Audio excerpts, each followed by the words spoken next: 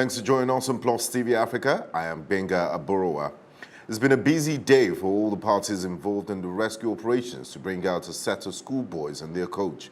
Rescue workers have suspended the operations until tomorrow. So far, 8 of the 12 boys have been taken out, leaving 4 others and their coach. A total of 12 boys who formed the soccer team and their coach first went missing more than 2 weeks ago. This incident has remained in the headlines, with several divers and personnel providing their services to ensure that all the boys and their coach are out safe. Meanwhile, parents of the 12 boys trapped in Tham Luang Nang Non cave in Thailand have been told if their children were rescued. The parents, instead of being reunited with their children, have agreed to remain at the cave site until all the boys and their soccer coach are brought out of the cave. Ahead of the rescue, Thailand's Health Secretary, Dr. Jacinda Chokamarangkosuk, says that the boys will be quarantined for 1 or 2 days and receive further evaluation for doctors for 5 to 7 days. This is a developing story which we're tracking and will stay with us for all updates. And in the United Kingdom, police officers have confirmed that a murder investigation will be launched into the case of the lady who died after coming in contact with the nerve gas Novichok. The victim, identified as Don Sturgis, died after a week of being admitted into intensive care at a hospital in Salisbury. Police authorities have confirmed that this latest poisoning was likely to be deliberate, and the victim and a boyfriend who remain in intensive care were probably exposed to the contaminated material accidentally.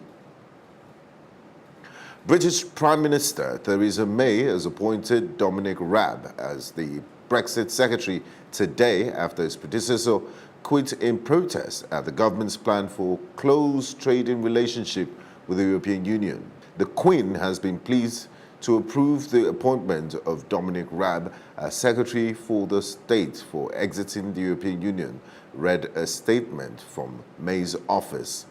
Raab was previously a Minister for Housing, while British Foreign Secretary Boris Johnson has also resigned. Downing Street said in a statement on Monday, hours after Brexit Minister David Davis stepped down. This afternoon, the Prime Minister accepted the resignation of Boris Johnson as Foreign Secretary, says a Downing Street statement. When we return, we'll bring you news making the headlines across Nigeria. Don't go away. A Nigerian, Ozumba Tochukwu Lawrence, was reportedly killed by a gunman on the 6th of July in South Africa. The Nigerian mission in South Africa has condemned the killing. The Consul General of Nigeria in South Africa made this known in a statement by the Vice Consul, Information and Culture, David Abraham, yesterday in Abuja. Abraham said the Consul General received with pain the unfortunate news of the assassination of Tochukwu Lawrence by a yet-to-be-identified assailant. He said the ugly incident was said to have occurred at 10 Kope, Mildberg, Mpumalanga in South Africa on the 6th of July.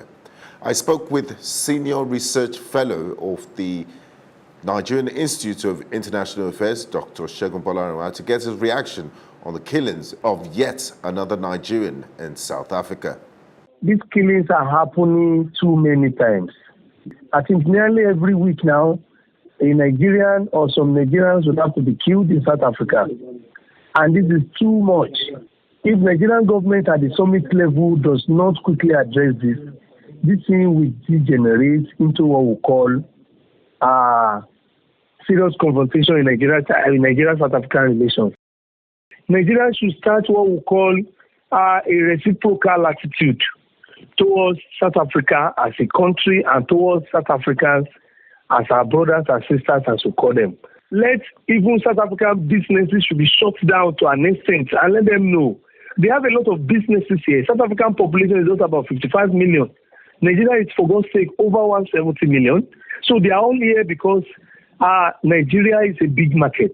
Is there an amiable way without threat of sanctions and retaliation? There should be. Normally, at the summit level, that is at the president's level, the president to president. One of the recommendations we have made in the past is that the South African government itself should not use carrot style again. They start applying stick policy to their own citizens too. Because if a Nigerian kills a South African here, even before the government here is now, the police would have arrested and they will know what to do to such a person. So the government of South Africa should take a drastic step by, arresting those who killed, arresting those who attacked, arresting, prosecuting, punishing. It will serve as deterrence to other South Africans. Then at the level of Nigerian government, the Nigerian government should also make a solid pronouncement now, because I know in the past they've done. Nigerian government made a serious pronouncement in 2016. They also did around 2017. And I also remember the Nigerian Foreign Affairs Minister, Mr. Geoffrey Onyema, also visited South Africa over issues like this then last year. And they made a lot of agreements, they made a lot of promises and all of that. But if all of these are not coming to bear, if the South African government cannot punish its own people, then we can start punishing them ourselves from this Nigerian perspective. Here's a timeline of some of the outrageous killings of Nigerians in South Africa.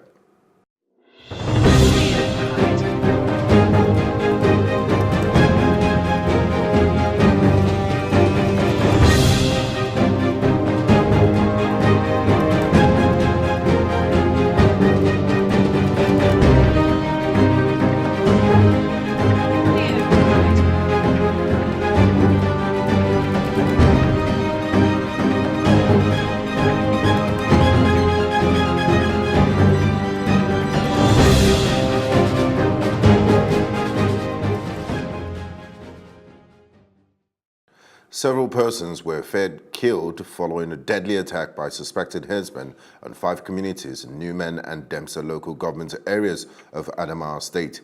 The attackers also invaded Lao local government area of neighboring Taraba State, destroying properties. Residents said their communities were invaded by the gunmen on motorcycles shooting sporadically into the air. The member representing Newman in the Adamawa State House of Assembly, Sodom Taedi, confirmed that the attack started from 4 p.m. on Sunday and lasted late into the night. Taedi said most people were caught unawares, being a market day in one of the communities. A court in Niger State has sentenced 17 members of the violent Islamist movement Boko Haram to between 2 and 7 years in jail, a senior state prosecutor said today. Of the 42 suspects on trial, 17 got between 2 and 7 years in prison, and 21 others were released at the end of a 6-day trial in southeastern Difa region. Chaibu Samman, prosecutor at the High Court in Niamey, told AFP the trial of the 4 other suspected members of the jihadi movement, which originated in Nigeria and has launched bloody attacks in neighboring countries, was postponed until mid-October. The first trials of Boko Haram suspects in Niger were held in the capital, Niamey, in March 2017. Some were convicted and jailed for up to 9 years, while others were acquitted for lack of evidence. We'll bring you business reports after this. Do stay with us.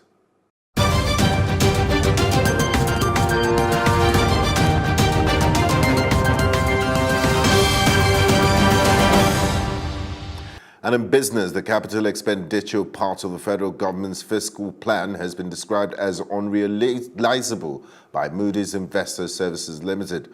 Olian Mali, a senior analyst at Moody's, has said that although there was an increase in capital expenditure, as seen in the recently signed 2018 budget, it will be under-realized by about 50%. He also condemned the recurrent delay of the annual budget signing, as he said it will impede infrastructure development in the economy given its level of importance. In his opinion, although the number in the budget, a big reality is that the budget objective is going to be lower than expected in terms of revenue. And he said for him, economic growth is better simulated through the implementation of about 90% of capital expenditure. Currently, in the 2018 budget, capital spending accounted for 31.5% of the entire expenditure.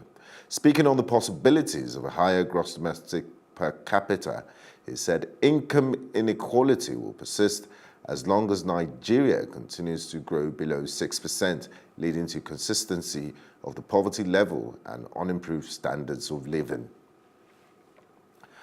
Debunking domestic media reports claiming MTN was ready to list the shares, the Security and Exchanges Commission in a statement said neither MTN Nigeria nor its representatives have filed any application regarding any initial public offering.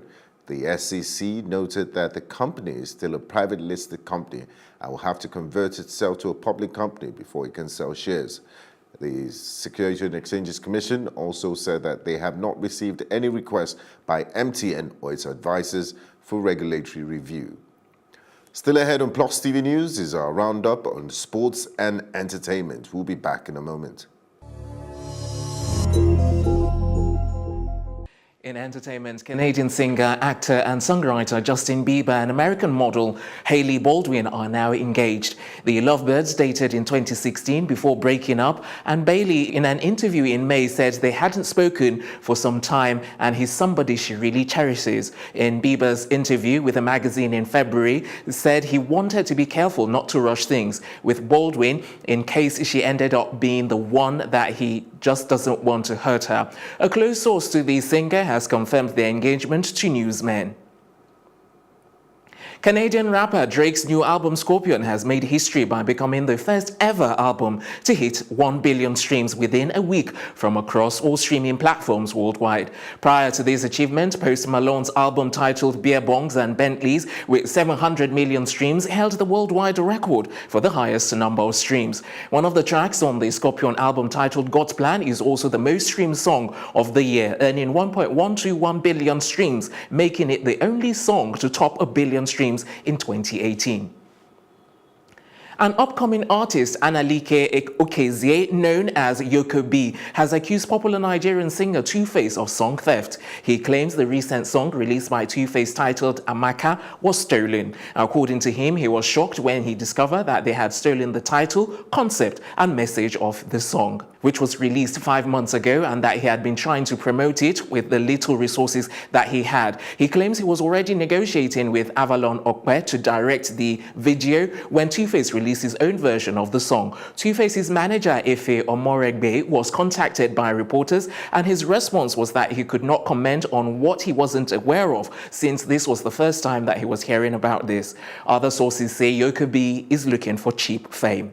And that's it on entertainment. The very best in sports right after this. And this is Sports Update on Plus TV Africa. I am Udoka Njoko with the update of happenings around the world of sports. Starting off on the local scene, the People's Elephant Enyimba International will play host to Williamsville of Ivory Coast in their third group game on the 18th of June in the CAF Competition Cup. And talks have been ongoing on the match venue, and the club initially settled for the Godswill Akpabio International Stadium in Uyo. But the 7-time Nigerian Professional Football League champions will now play the game at the Adokia Mesiamaka Stadium in Port Harcourt. Their stadium, that's the Enyimba International Stadium in Aba, is under renovation, and they could still hold CAF Competition Cup games at the venue depending on how far they progress in the competition. And the 7-time Nigerian Professional Football League champions are third on Group C standings with 3 points, while Williamsville are top of the group with 4 points. And still on sports, Fernando Hierro has quit his role as Spain's national team head coach following the team's second-round exit at the 2018 FIFA World Cup in Russia. And for Hierro, who replaced Julian Lopetegui as standing boss before Spain's World Cup ouster, and he will be replaced by former Barcelona boss Luis Enrique. And Enrique signs on a 2-year deal, and the president of Spain's Football Federation, Luis Rubiales, revealed in a press conference earlier today that the decision to hire Enrique was unanimous, saying the 48-year-old met all of the criteria. A Kenyan referee who had been chosen for the 2018 World Cup in Russia has been banned for life after accepting a bribe. An African Football Confederation that's from CAF. There was a statement released yesterday, and Mawarange was dropped from the World Cup list after a media sting exposed him accepting $6,000, about $5,100, from a journalist posing as a Ghanaian football official. Arange is the second major casualty of a series of stings by Ghanaian journalists, which led to fellow countryman Kwesi Nyantaki resigning as a CAF first vice president over corruption. And in tennis, Czech 7th seed Karolina Pliskova became the last of the women's top 10 seeds to go out of Wimbledon, beaten in straight sets by Kiki Bertens. And the 26-year-old lost a fourth-round match 6-3, 7-6, 7-1 to the Dutch player after a largely uninspiring display. And for Kiki Bertens, who is seeded 20th, and she defeated Venus Williams in the last round, she was ruthless with breakpoint chances. And that's it on Sport Update on Plus TV Africa. I am Udoka Njoku. That's our news roundup of events. We'll be back later with more stories making the headlines. Do join us. I am Benga Aborowa. Have a great day.